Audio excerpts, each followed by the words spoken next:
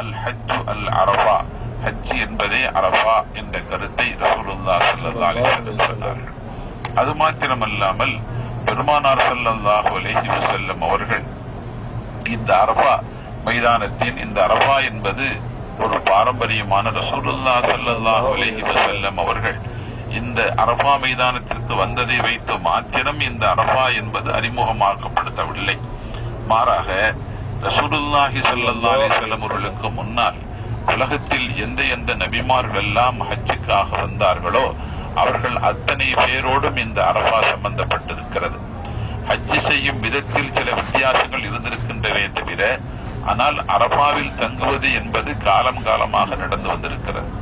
நபிகள் நாயகம் ஸல்லல்லாஹு அலைஹி வஸல்லம் அவர்களுக்கு முன்னரே ஆதம் அலைஹிஸ்ஸலாத்து வஸ்ஸலாம் அவர்கள் முதலாக இந்த அரஃபாவில் தன் மனைவியோடு அவர்கள் சந்திப்பை ஏற்படுத்தி கொண்டார்கள் என்ற விவரத்தினால் இந்த அரஃபாவுக்கு அரஃபா என்ற பெயர் வந்தது என்ற செய்தியை நாம் முன்பே அறிந்திருக்கிறோம்.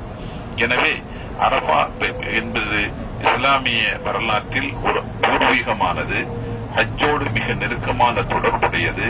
அரஃபாவில் தங்குவது என்ற சிறப்பான அமலுக்காக நபிகள் நாயகம் ஸல்லல்லாஹு அலைஹி வஸல்லம் அரஃபாவுக்கு வந்து இந்த அரஃபா மைதானத்தில் இருக்கிற ஜபலுர் ரஹ்மா என்ற அனைவற்றை ஓதினார்கள் என்பது மாத்திரமல்லாமல் ரசூலுல்லாஹி ஸல்லல்லாஹு அலைஹி வஸல்லம் தனது ஹஜ்ஜில் தனது கடமையை, பொறுப்பை நிறைவேற்றும் முகமாக ரசூலுல்லாஹி ஸல்லல்லாஹு அலைஹி வஸல்லம் அவர்கள் நான் என்ன கடனுக்காக, என்ன பொறுப்புக்காக இந்த உலகத்திற்கு அனுப்பப்பட்டேனோ அந்த பொறுப்பை நான் நிறைவேற்றி விட்டேன் என்ற கருத்தை ரசூலுல்லாஹி ஸல்லல்லாஹு அலைஹி வஸல்லம் சொன்னார்கள்.